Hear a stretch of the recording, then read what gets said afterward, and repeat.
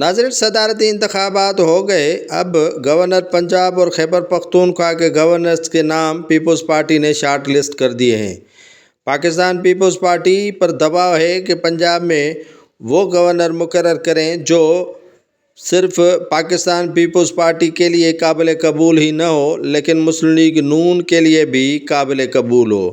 اس مرتبہ گورنر پنجاب کے لیے قمرزمان کائرہ اور ندیم افضل چن دوڑ میں شامل ہیں، جبکہ مخدوم احمد محمود کو اس لسٹ سے فی الحال خارج کر دیا گیا ہے۔ گورنر پنجاب کے لیے مسلم لیگ نون چاہ رہی ہے کہ قمرزمان کائرہ کو نامینیٹ کیا جائے، لیکن پیپلز پارٹی چاہ رہی ہے کہ اس مرتبہ ندیم افضل چن کو گورنر پنجاب ہی نامینیٹ کیا جائے۔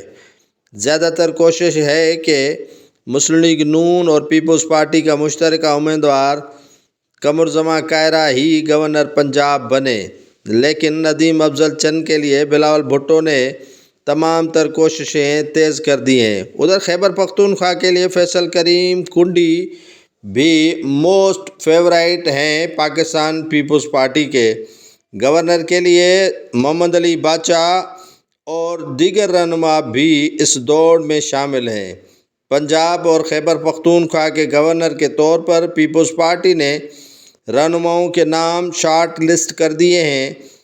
ایک دو روز میں لگ پتہ جائے گا کہ کون خیبر پختونخوا اور پنجاب کے گورنر بننے جا رہے ہیں، لیکن پاکستان پیپلز پارٹی کے رہنماؤں کا خیال ہے کہ خیبر پختونخوا اور پنجاب میں اسی کو گورنر نامینیٹ کیا جائے جو پاکستان پیپلز پارٹی کے لیے بہتر سے بہتر کام کر سکیں۔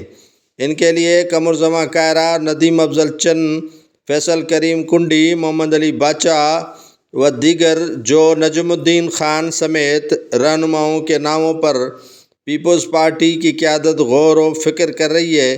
دیکھنا یہ ہے کہ کون رہنما گورنر بنتے ہیں۔